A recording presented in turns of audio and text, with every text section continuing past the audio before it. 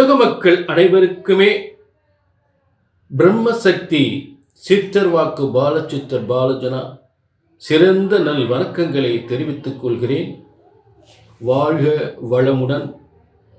இந்த நிகழ்ச்சியில் உங்களை சந்திப்பதில் மிகுந்த மகிழ்ச்சி. எல்லாரும் சிறந்து நல்ல யோகங்களை பெற வேண்டும். இந்த நிகழ்ச்சியின் மூலம் நல்லது நடக்க வேண்டும். அதாவது இன்றைக்கு நாம் பார்க்கக்கூடிய பலன்கள் எப்படிப்பட்ட யோக பலன்கள் அப்படின்னு பார்த்தோம்னா, ஒரு அற்புதமான ஒரு முழு நிவர்த்திக்கான ஒரு சிறந்த பலன்கள். மாசி மாதம் ஒரு சிறந்த யோக பலன்களை, மாசி மாதத்தினுடைய சிறந்த முழு நிவர்த்திக்கான யோக பலன்களை இன்னைக்கு தெளிவான முறையில் பார்க்க போகிறோம். அது என்னங்க முழு நிவர்த்தி அப்படின்னா, கடந்த புரட்டாசி 29ஆம் தேதி முதல் தை 29 வரை குரு வக்ரமான காலங்கள். இந்த குரு வக்ரமான காலங்கள் பார்த்தீங்கன்னா புரட்டாசி 29 முதல் தை 29 வரை 15/10/2024 முதல் 15/10/2024 முதல் 11/2/2025 வரை ஏற்பட்ட குரு வக்ர காலங்களில் ஏற்பட்ட மிகப்பெரிய சோதனை வேதனைகள் உங்களுக்கெல்லாம் இந்த 4 மாத காலங்கள், புரட்டாசி, ஐப்பசி, கார்த்திகை, மார்கழி என்று சொல்லக்கூடிய ஒரு அதாவது புரட்டாசியினுடைய இறுதி பகுதி. ஆக ஐப்பசி, கார்த்திகை, மார்கழி, தை இந்த 4 மாத காலங்கள் கால கிரகங்கள் 4 பக்கங்களிலும் உங்களை நாசப்படுத்திவிட்டது. என்னென்னமோ சோதனைகள் வேதனைகள்லாம் உங்களை பாடா படுத்திவிட்டது. குரு இந்த வக்ர காலங்களில் குரு யார்? ஒவ்வொரு குடும்பத்திற்கும் செல்வத்தை வாரி தரக்கூடியவர்கள், வேலை வாய்ப்பு தொழிலை உருவாக்கக்கூடியவர். அப்படிப்பட்ட குரு பகவான் கடந்த 4 மாத காலங்கள் வக்ரமாக இருந்து தை 29ஆம் தேதி நிவர்த்தி அடைகிறார். ஆக இந்த வக்ரமான காலங்களில் ஏற்பட்ட சோதனைகள் கொஞ்ச நெஞ்ச சோதனைகள் அல்ல. உங்களுக்கெல்லாம் எல்லாருக்குமே சொல்லிட முடியாது. ஒரு சிலருக்கு மட்டும்தான் இந்த மாதிரி அதிகமான பாதிப்புகள். பார்த்தீங்கன்னா குரு வக்ர காலத்தில் நிறைய பேருக்கு செய்கிற தொழில் அடி மேல் அடி, செய்கிற தொழிலில் அடி மேல் அடி விழுந்திருக்கும். அடி மேல் அடி. என்னடா இப்படி எதை செஞ்சாலும் ஒரு படி போனால் 10 படி சறுக்குது, ஒரு படி ஏறினா 10 படி சறுக்குது என்று சொல்லக்கூடிய தொழிலில் அடி மேல் அடி விழுந்திருக்கும். புதுசாக தொழில் ஆரம்பிக்கணும், அதாவது புதுசாக தொழில் ஆரம்பிக்கணும்னு நினச்சவங்களுக்கெல்லாம் புதுசாக தொழில் ஆரம்பித்து இந்த தை மாதம் கூட ஓடாமல் அடி மேல் அடி விழுந்திருக்கும். புதுசாக தொழில் ஆரம்பித்தவங்க கூட அடி மேல் அடி விழுந்திருக்கு. தை மாதத்தை நம்பி ஆரம்பிச்சிருப்பாங்க, ஆனால் அடி மேல் அடி விழுந்திருக்கும். இல்லை அதுக்கு முன்னாடி ஏற்பட்ட தொழில் பாதிப்புகள், நிறைய தொழில் புதுசாக ஆரம்பித்தவங்களுக்கும் மிகப்பெரிய பாதிப்புகள் ஏற்பட்டிருக்கும். நான் ஒரு சில குறிப்பிட்ட பேருக்கு தான் சொல்கிறேன், எல்லாருக்கும் கிடையாது. புரிஞ்சுட்டியா? சிலருக்கு பார்த்தீங்கன்னா கடனுக்கு மேலே கடன். இந்த குரு வக்ர காலத்தில் குரு தனகாரகன் இல்லையா? ஆக பொருளாதார பிரச்சனையினால கடனுக்கு மேல் கடன் ஆகக்கூடிய நிலை. கடன்பட்டார் நெஞ்சம் போல் கலங்கினான் இலங்கை வேந்தன் என்பது போல அப்படிப்பட்ட வேதனைகள்லாம் இந்த கடனால் ஏற்பட்டிருக்கும். சரிங்களா? வரவுக்கு மீறி செலவு வருவதனால் கடன் அதிகப்படக்கூடிய நிலை ஏற்பட்டு வருகிறது. அரசு வேலையை நம்பி இப்போ அரசு வேலை வாங்கித்தரேன் அப்படின்னு சொல்லி ஒருத்தட்ட போய் பணத்தை கொடுத்து ஏமாந்து போகிற காலம் இதெல்லாம் நடந்திருக்கும். இந்த 4 மாத காலங்கள் அரசு வேலை, இந்த அடுத்த மாதமே உனக்கு அப்பாயின்மெண்ட் ஆர்டரு, இந்த 5 லட்சத்தை கூட மீதி ஒரு 4 லட்சத்தை அப்புறம் வாங்கிக்கிறேன் அப்படின்னு சொல்லியிருப்பாங்க. அதை நம்பி பணத்துக்கு ரொம்ப நம்பிக்கையாக சொல்லி பணத்தை மோசடி பண்ணக்கூடிய நிலை ஏற்பட்டு இருக்கும். அடுத்து இடம் வீடு வாங்குறதுக்கு அட்வான்ஸ் போட்டிருப்பீங்க. அந்த இடமே மோசடியான இடமா இருந்திருக்கும். இல்லை பணத்தை அட்வான்ஸை வாங்கிட்டு அந்த இடத்த முடிச்சு தராமல் பிரச்சனைகள் ஏற்பட்டிருக்கும், ஏமாற்றுதல் நடந்திருக்கும். இதெல்லாம் குரு வக்ர காலங்கள் ஏற்பட்ட மிகப்பெரிய சோதனைகள், வேதனைகள். அடுத்து பிள்ளைகளால் மிகப்பெரிய பிரச்சனைகள், சொன்னபடி கேட்காத பிள்ளைகள், மேலும் பிள்ளைகளுடைய காதல் பிரச்சனைகளால் மிகப்பெரிய சோதனை வேதனைகள், போலீஸ் ஸ்டேஷன் வம்பு வழக்கு இதையெல்லாம் சந்திக்கக்கூடிய நிலை ஏற்பட்டிருக்கும். அடுத்து நல்லா இருந்த குடும்பத்தில் கூட மிகப்பெரிய பிரச்சனைகள், நல்ல சந்தோஷமா இருந்த குடும்பத்தை கூட குழப்பங்கள் ஏற்பட்டு மிகப்பெரிய பிரச்சனைகள் ஏற்பட்டிருக்கும். முக்கியமாக கணவன் மனைவிக்குள்ள மிகப்பெரிய பிரச்சனைகள் ஏற்பட்டு கணவன் மனைவி பிரியக்கூடிய நிலை ஏற்பட்டிருக்கும். இதெல்லாம் குருவனுடைய வக்ர காலத்தில், அதாவது நல்லவனும் பொல்லாதவனாக கை கட்டி நிற்க வேண்டிய நிலையை உருவாக்கி விட்டான், நீதிமானாக இருந்த மனிதன் கூட நீதி தவறிவிட்டான் என்று சொல்லக்கூடிய நிலை உருவாக்கப்படுவதுதான் இந்த குரு வக்ரமான காலங்களில் ஏற்பட்ட சோதனைகள், வேதனைகள்.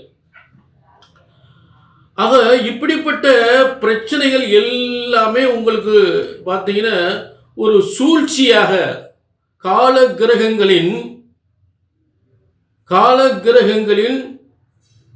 சூழ்ச்சியாக சுழட்டி அடிக்கப்பட்ட உங்களுடைய துன்பங்கள் அனைத்துமே, உங்களை சுழட்டி அடிக்கப்பட்ட துன்பங்கள் அடித்து விரட்டப்படும் ஒரு அற்புதமான காலம். எல்லா பிரச்சனைகளுமே விலகக்கூடிய ஒரு அருமையான காலம். இதுதான் இந்த மாசி மாசம் நமக்கு ஏற்பட போகின்றது. இந்த அப்படிப்பட்ட மாசி மாச பலன்களைத்தான் எப்படிப்பட்ட கிரக யோகங்களோடு இந்த துன்பங்கள்லாம் விலகப் போகிறது, நல்ல சிறந்த ராஜயோகங்கள், செல்வ யோகங்கள் ஏற்பட போகிறது என்பதை தெளிவாக இந்த பதிவில் நாம் பார்க்க போகிறோம். அதுக்கு முக்கிய காரணம் தை மாதம் 29ஆம் தேதி 11/2/2025 ஆண்டு குரு பகவான் வக்ர நிவர்த்தி அடைகிறார். அதுதான் முக்கியமான காரணம். அதற்கான சிறந்த யோக பலன்களை இந்த மாசி மாச பலன்களாக தெளிவாக பார்க்க போறோம். சரிங்களா? ஆக இது பிரம்ம சக்தி சித்தர் வாக்கு ஜோதிடம். எந்த பிரம்மன் நம்மையெல்லாம் படைத்திருக்கிறாரோ அந்த பிரம்மனால் எழுதப்பட்டதுதான் பிரம்ம வேத ஜோதிட சாஸ்திரம். ஆக உலகத்தில் ஒவ்வொரு முறை எத்தனையோ முறை பஞ்சாங்க முறை பார்க்கப்பட்டாலும் எந்த இறைவன் நம்மை படைத்திருக்கிறாரோ அவரால் எழுதப்பட்ட பஞ்சாங்க முறைப்படிதான் இங்கே பிரம்ம வேத ஜோதிட சாஸ்திர முறைப்படி உங்கள் ஜாதகம் கணிக்கப்படுகின்றது. பிரம்ம வேத ஜோதிட சாஸ்திரப்படி உங்கள் ஜாதகம் எல்லாரையும் படைத்த அந்த பிரம்மனால் எழுதப்பட்ட எல்லாருக்குமே சரியா நடக்கக்கூடிய அந்த பிரம்ம வேத ஜோதிட சாஸ்திரம் முறைப்படி உங்கள் ஜாதகம் கணிக்கப்படுகின்றது. ஒரு ஜோதிடத்தின் பலன் சொன்னது நடக்கவில்லை என்றால் ஒன்று உங்கள் ஜாதகம் தான் தவறாக இருக்க வேண்டும், இல்லை என்றால் நான் ஜோதிடன் நான் தவறாக இருக்க வேண்டும். ஒன்று ஜாதகம் தப்பா இருக்கணும், சொல்லக்கூடிய பலன் சொல்லக்கூடிய ஜோசியர் நான் தப்பா இருக்கணும். அந்த தவறு இங்கே வரவே கூடாது.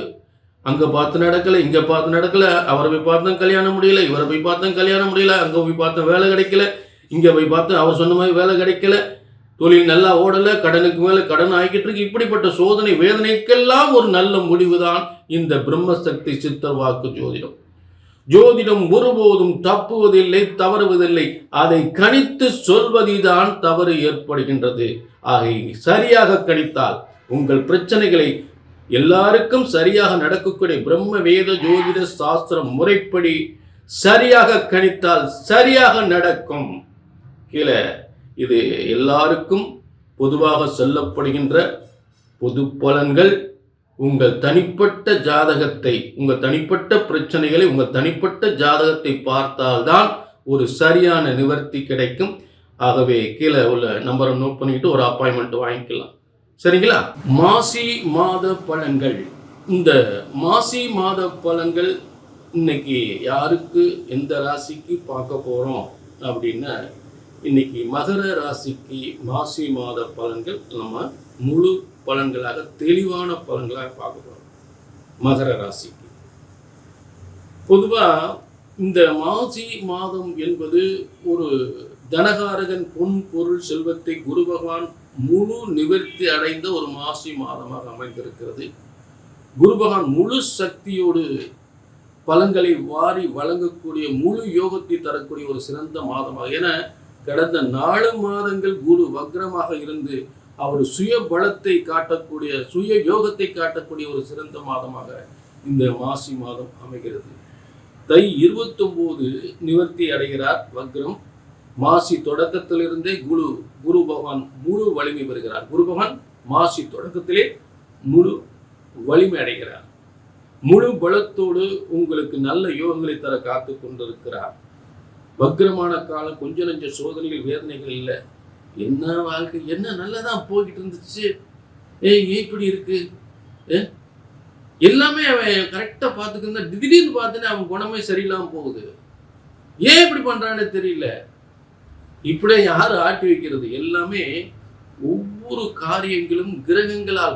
இந்த பிரபஞ்சத்தில் ஒவ்வொரு மனிதனுக்கும் ஏற்படுகின்ற அத்தனை பிரச்சனைகளுமே கிரகங்களால் ஏற்படுவதே தவிர வேறு எந்த காரணமும் இல்லை. புரிஞ்சுட்டீங்களா? எல்லாமே கிரகத்தினுடைய சக்திகள் தான், கிரகத்தினுடைய செயல்பாடுகள், கிரகத்தினுடைய அனுகூலங்கள் இருந்தால் தான் ஒவ்வொரு மனிதனும் வெற்றி அடைய முடியும். ஆக கிரகங்கள் அனுகூலம் இல்லைன்னா யாரும் உங்களுக்கு அனுசரணையா வர முடியாது. எல்லாமே எதிரி ஆயிடுவாங்க. எல்லாமே எங்க போனாலும் பிரச்சனையா இருக்கு. அதுக்கு காரணம் சாதகமான இல்லை. குரு அந்த அளவுக்கு வக்ரம் ஆயிட்டார். சொல்லுவாங்க பெரிய வக்ர புத்தியா இருக்கேன் அப்படின்பாங்க. சரி, அப்படிப்பட்ட காலங்கள்லாம் முழு நிவர்த்திக்கான வக்ரம், முழு நிவர்த்தி அடையக்கூடிய சிறந்த காலம்தான் இந்த மாசி மாதம். பொதுவாக மகர ராசியை பொறுத்தளவு உங்களுக்கு தனஸ்தானத்தில் பார்த்தீங்கன்னா சூரியன், புதன், சனி, இந்த 3 கிரகங்கள், அதாவது பூர்வ புண்ணிய ஸ்தானத்தின் அதிபதியான புதன், அதே நேரத்தில் 8ஆம் அதிபதியான சூரியன், 2 தனஸ்தானத்துக்குரிய சனிபான், இந்த 3 பேர் அங்க தனஸ்தானத்தில் இருக்கும் பொழுது என்ன ஆகும்னு கேட்டீங்கன்னா வருமானங்கள், அதாவது நினைத்த மாதிரி வருமானங்கள் பெறுவதற்கும், நல்ல வியாபாரங்கள், நினைத்த தொழில் வருமானம் முன்னேற்றங்கள் அதிகப்படுவதற்கான, ஒரு வம்சம் விருத்தி அடைவதற்கான நல்ல யோகங்கள். பூர்வ புண்ணிய ஸ்தானம் இல்லையா, புதன் பூர்வ புண்ணிய ஸ்தானம், சூரியன் புதன் சேர்ந்தாலே அதனுடைய சக்தி அதிகப்படும். புத ஆதித்ய யோகம். ஆக தனஸ்தானத்தில் இந்த 3 கிரகங்கள் இருக்கும் பொழுது சனியினுடைய வக்ரமானது அந்த மட்டுப்படுத்தப்படும். சனியினால ஏற்பட்ட பிரச்சனைகள் தீரும். ஆக மகர ராசிக்கு நல்ல தொழில் யோகங்கள், வருமான யோகங்கள், முன்னேற்ற யோகங்கள் நிச்சயமாக உண்டு. மேலும் இந்த மகர ராசிக்கு 4, 9க்குரிய கேந்திராதிபதியும் பாக்கியாதிபதியான சுக்கிரன்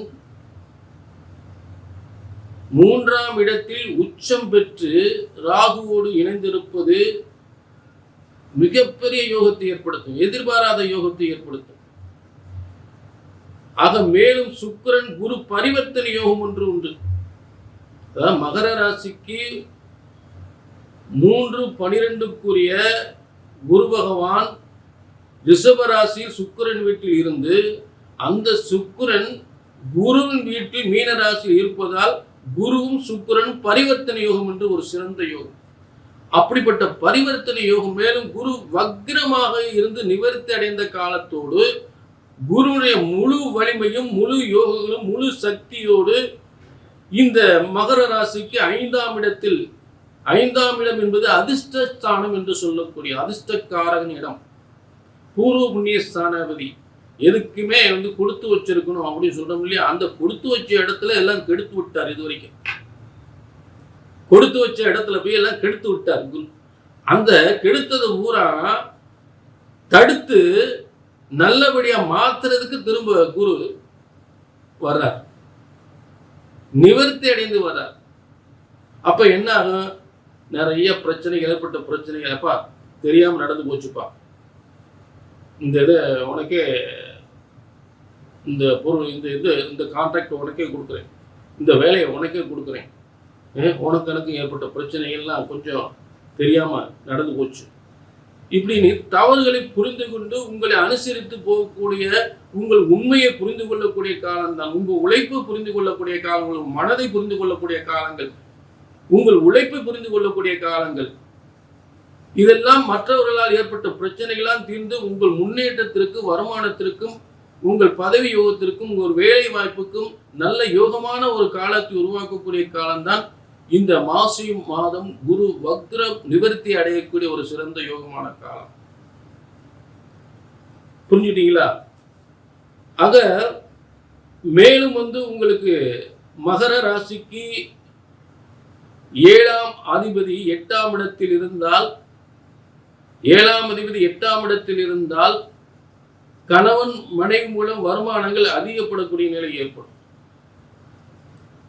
சில குடும்ப பிரச்சனைகள், அதாவது இந்த குரு வக்ரமான காலத்தில் குடும்ப பிரச்சனைகள் நிறைய தீர்ந்திருக்கும். நிறைய குடும்ப பிரச்சனை நிறைய அதிகமாக இருந்திருக்கும். அதெல்லாம் தீரக்கூடிய காலம் தான் இந்த குரு வக்ர நிவர்த்தியில். குடும்ப பிரச்சனைகள், கடன் பிரச்சனைகள், தொழில் பிரச்சனைகள், இதெல்லாம் 4 மாதங்கள் உங்களை பாடா படுத்திருக்கும். அதெல்லாம் முழு நிவர்த்தி அடையக்கூடிய ஒரு சிறந்த காலம்தான் இந்த மாசி மாதம். குரு பகவான் வக்ர நிவர்த்தி அடையக்கூடிய, குரு பகவான் வக்ர நிவர்த்தி அடையக்கூடிய காலங்கள். மேலும் இந்த மகரத்திற்கு 4-11 செவ்வாய் உங்களுக்கு 6ஆம் இடத்தில் இருப்பதால் இடம் வீடு சம்பந்தப்பட்ட விற்காத சொத்துக்கள் விற்பனை ஆகிவிடும். 4-11 செவ்வாய் 6ஆம் இடத்தில் இருப்பதால் அந்த விற்காத இடம் வீடு வாசல் சொத்து சம்பந்தப்பட்டெல்லாம் விற்பனை ஆகிவிடும். அதே நேரத்தில் பூர்வீக சொத்துக்கள் ஏதாவது பிரச்சனை இருந்தாலும் அந்த சொத்து பிரச்சனைகள் தீர்ந்துவிடும். அதில் எந்தவித மாற்றமே இல்லை. மேலும் 11ஆம் அதிபதி என்பதால் சில விரயங்கள் ஆகியிருந்தாலும் அந்த விரயங்கள், அதாவது கடந்த காலங்கள் நிறைய விரயங்கள் ஆகியிருக்கும், அந்த விரயங்கள்லாம் மாறி நன்மைகளும், பொருளாதார முன்னேற்றம், வருமான முன்னேற்றம், தொழில் முன்னேற்றங்கள் ஏற்படக்கூடிய ஒரு மாசி மாதமாக வருமானத்திலும் முன்னேற்றத்திலும் நம்ம நினைத்த மாதிரி சம்பாதிக்கக்கூடிய நல்ல வேலை வாய்ப்பு, நல்ல தொழில் யோகங்கள், நல்ல திருமண யோகங்கள் என்று எல்லா யோகங்களையும் பெறக்கூடிய சிறந்த மாதமாக இந்த மாசி மாதம் உறுதியாக அமையப் போகிறது. அதில் எந்தவித சந்தேகமே இல்லை. மேலும் இந்த மாசி மாதத்தில் மாசி 14ஆம் தேதி புதன்கிழமை 26/2/2025 அன்று மகா சிவராத்திரி கொண்டாட மறந்து விடாதீர்கள். இந்த குடும்பத்தோடு குலதெய்வ வழிபாடு செய்து கொள்ளுங்கள், சிவ வழிபாடும் செய்து கொள்ளுங்கள். கண்டிப்பாக குடும்பத்தில் ஏற்பட்ட பிரச்சனைகள், உங்கள் தொழிலில் ஏற்பட்ட பிரச்சனைகள், உங்கள் பிள்ளைகளுக்கு ஏற்பட்ட பிரச்சனைகள்லாம் தீர்ந்து உங்கள் வாழ்க்கையில் சிறந்த யோகத்தை தெய்வ சக்தியோடு நல்ல யோகமாக மாறக்கூடிய ஒரு சிறந்த மாதமாக இந்த மாசி மாதம் அமையும். மேலும் இந்த மாசி மாதத்தில் மாசி பௌர்ணமி ஒன்று வருகிறது. அதில் ஏதாவது புதிய தொழில் தொடங்குவதற்கோ, புதுமனை புகவிழா செய்வதற்கோ இந்த மாசி நல்ல கவனிங்க, மாசி 25ஆம் தேதி உங்களுக்கு புதுமனை புகவிழா. மாசி 25 புனர்பூச நட்சத்திரம். அன்னைக்கு புனர்பூசம் நட்சத்திரம், நல்ல கவனிங்க. அன்னைக்கு உங்களுக்கு புதுமனை புகவிழா செய்து கொள்ளலாம். அப்போ அந்த தேதி நல்ல புதிய வியாபாரம் தொடங்கலாம். 9/3/2025 நீங்கள் 9/3/2025 புதிய வியாபாரம் தொடங்கலாம், புதிய தொழில் தொடங்கலாம். மேலும் பார்த்தீங்கன்னா 13/3/2025 வியாழக்கிழமை புதுமனை புகவிழா நடத்தலாம். புரிஞ்சுட்டீங்களா? 13/3/2025 அன்றைய தினம் நீங்கள் புதுமனை புகவிழா பௌர்ணமி யோகத்தோட நீங்கள் புதுமனை புகவிழா நடத்தலாம். சரி, இதெல்லாம் பொதுவான பலன்கள். இதில் உங்கள் தனிப்பட்ட ஜாதகத்தை பார்க்கணும்னா உங்கள் தனிப்பட்ட பிரச்சனைகளை உங்கள் தனிப்பட்ட ஜாதகத்தின் மூலமாக தான் அது நிவர்த்தி கிடைக்கும். அதில் எந்தவித மாற்றமே இல்லை. இது எல்லாருக்கும் சொல்லப்படுகின்ற பொதுவான பலன். நிறைய ஜாதகத்தை பார்த்துட்டோமாங்க, ஒன்றுமே நடக்க மாட்டேங்கிறாங்க, அங்கே நிறைய அவரை போய் பார்த்தா இவரை போய் பார்த்தா அப்படின்ற வேதனைகள் இருந்தால் அது என்ன காரணத்தினால நடக்காமல் போகுது அப்படின்றது ஒவ்வொருத்தர் சொல்கிறேன். சரிங்களா? ஆக முதல்ல ஜோதிட சாஸ்திரம் என்பது ஒருபோதும் தப்புவதில்லை, தவறுவதில்லை. ஏன் நல்லா புரிஞ்சுங்க, எந்த பிரம்மன் நம்மையெல்லாம் படைத்திருக்கிறாரோ அந்த பிரம்மனால் எழுதப்பட்டதுதான் பிரம்ம வேத ஜோதிட சாஸ்திரம். ஆக எல்லாருக்கும் சரியாக எல்லாரையும் படைத்த இந்த இறைவன் படைத்ததுதான் இந்த பிரம்ம வேத ஜோதிட சாஸ்திரம். அது எப்படி தப்பாகும்? ஒரு ஜோதிடத்தின் பலன் சொன்னது நடக்கல அப்படின்னா ஒன்றும் உங்க ஜாதகம் தப்பா இருக்கணும், ஜாதகம் தப்பா இருக்கணும், இல்லாட்டி ஜோசியம் தான் தப்பா இருக்கணும். ஆக ஜோதிட சாஸ்திரம் என்பது ஒருபோதும் தப்புவதில்லை, தவறுவதில்லை. அதை சரியாக கணித்தால் சரியாக நடக்கும். கீழே நம்பருக்கு நோட் பண்ணிக்கங்க, ஒரு அப்பாயின்மெண்ட் வாங்கிக்கலாம். மீண்டும் ஒரு நல்ல நிகழ்ச்சி சந்திக்கும் வரை உங்களிடம் விடைபெறுகிறேன். நன்றி, வணக்கம்.